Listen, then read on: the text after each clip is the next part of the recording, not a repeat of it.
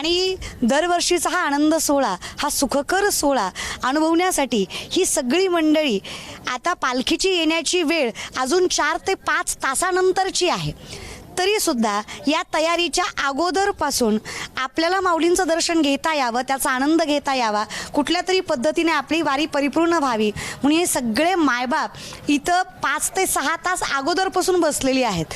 म्हणजे सकाळी पहाटे लवकर निघून तेवढी पायपीट करून कुठेतरी एका वेळेसचं जेवण करून त्यानंतर हे सगळे बसलेले माऊलींची वाट बघत अगदी आनंदमय वातावरणामध्ये, कुठे फुगड्या चालू आहेत, कुठे कीर्तनं चालू आहेत, कुठे अजूनही रावटी ठोकायला, पाल ठोकायला चालू आहे, अजूनही पालखी सोहळ्याची रावटी ही लावून झालेली आहे, दर्शन रांग लावून झालेली आहे. तर त्यामध्ये गेली 5 ते 6 तास अगोदरपासूनच हे सगळे बसलेले आहेत. खरं तर आपण त्यांना विचारूया की एवढा वेळ बसायचं आहे, त्यानंतर माऊलींचं दर्शन होणार आहे. तर रामकृष्ण हरी आई, कुठून आलात तुम्ही? चालताय तुम्ही माऊलींच्या पालखीमध्ये चालताय? मला सांगा, माऊलींच्या पालखीमध्ये सकाळी किती वाजता निघालात तुम्ही? 6 वाजता. आता पोहोचलात का इथे? तुमच्या रावट्या पाल इथेच आहेत.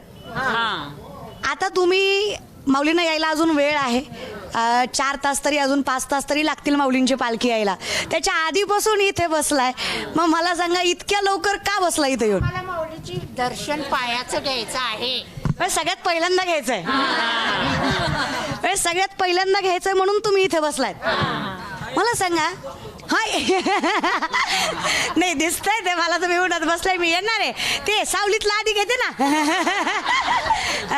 तुकोबराय म्हणतात ना, तुका म्हणे नाही चालत तातडी, प्राप्त काळ घडी आल्या विना. कुठल्याही गोष्टीला वेळ लागतो, तसं त्या वेळेपर्यंत आपण तिथं स्तब्ध थांबलं पाहिजे, उभं राहिलं पाहिजे. आता एवढं सगळं तुम्ही माय माऊला म्हटलं की घराचं व्याप असणार, लेकरं बाळं, नातरुंड, नवरे परवानगी देतात का इकडे दर्शनाला यायला? बरं, एखाद्या वेळेस नवरा असा म्हटलाच, नाही बाबा घरी काम आहे, कुठं वार येऊन तुझं असं फार भलं झालंय, तर यायचं टाळता का? येतात. नवरा नाही म्हणलं तर, भांडणं झाली तर, म्हणजे त्या मालकापेक्षा ज्याने आयुष्य दिलं तो मालक जास्त महत्वाचा आहे.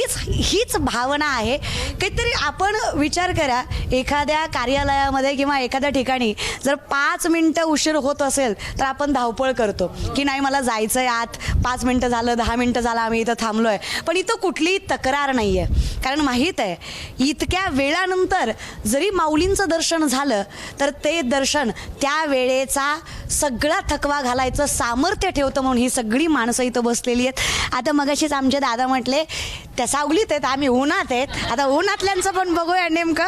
आता तुम्ही सगळे दर्शनासाठीच बसलायत. तुम्ही कुठला दादा सगळे? आम्ही बीडहून आलो. बीडवरून पालखीत चालताय? होय होय. नाव काय तुमचं? माझं नाव लहू शिनगारी. बरं मला सांगा लहू दादा, आता एवढे वेळ झालं बसायचं इथं, त्यानंतर दर्शन घ्यायचं, आत्तापासूनच रांगेत बसलाय तुम्ही माऊलींच्या दर्शनासाठी. बरं, उन्हात बसलाय, मला सांगा काय वाटतं, ही एवढी धावपळ करून नंतर आपण माऊलींच्या शेजारी येऊन बसतोय माऊलींचं दर्शन घेण्यासाठी, हे सगळं अनुभवता येतंय आपल्याला, हे सगळं करता येतंय आपल्याला. बरं, हे सगळं जेव्हा दर्शन होईल तुमचं 4-5 तासानंतर, त्यावेळेस काय भावना असेल मनात? म्हणजे काय, म्हणजे एक नंबर काम आहे सगळं हे. आम्ही काल बी दर्शनाला होतो बारीलाच, आज पण बारीला बसलो होतो. म्हणजे काल झालंय तरी आज बसलाय, तरी बी बसलो. म्हणजे काल दर्शन माऊलींचं होऊ नये, आज करायचंच आहे. करायचंच. आणि समजा एखाद्या वेळेस वारीला नाही येता आलं कुठल्या कारणास्तव, जसं आपण निसर्ग म्हणू किंवा घरचं संसाराचं काही काम असेल, तर नेमकं काय वाटतं? वारीला नाही आल्यावर काय वाटतं? नाही आम्ही कामाला प्राधान्य देत नाहीत, आम्ही वारीला प्राधान्य देतो. अगदी साधी भोळी माणसं. धन्य धन्य धन्य रामकृष्ण पाय चप्पल पाहून समाधान. धन्य. अगदी सामर्थ्यानं ही मंडळी अगदी इतक्या आत्मीयतेनं, प्रेमानं, आणि हे प्रेम किंवा ही आत्मीयता आपण फार शब्दांमध्ये नाही व्यक्त करू शकत. कारण सगळ्यात मोठं धन शास्त्र सांगतं, विपदो विपदो नेव संपदो न च संपदा विपदा विस्मरणम विष्णू संपन्न नारायण स्मृती. विपत्ती म्हणजे विपत्ती नाही, संपत्ती म्हणजे संपत्ती नाही. भगवंताला विसरणं ही सगळ्यात मोठी विपत्ती आहे आणि भगवंताला मनात साठवता येणं ही सगळ्यात मोठी संपत्ती आहे. ज्याला जपता आली तो धनवान आहे. परमार्थ हे महाधन जोडी देवाचे चरण. आणि जर या धनापर्यंत माणूस पोहोचला तर त्याला बाकीचं धन फार मोठं वाटत नाही. हे तुम्ही डोळ्याने समक्ष बघताय. नेमका वारीचा आनंद काय असेल, मनातली भावना काय असेल, ही ती मंडळी समजून घेऊ शकते जी माऊली 4-5 तास नंतर येणार आहेत तरी सुद्धा रांगेत बसून माऊलींच्या दर्शनाची वाट बघतायत, ज्ञानोबारायांच्या दर्शनाची वाट बघतायत. आणि म्हणूनच हा सोहळा शब्दात सांगण्यासारखा नाही तर हा सोहळा अनुभवण्यासारखा आहे. रामकृष्ण हरी. एबीपी माझा, उघडा डोळे बघा नीट.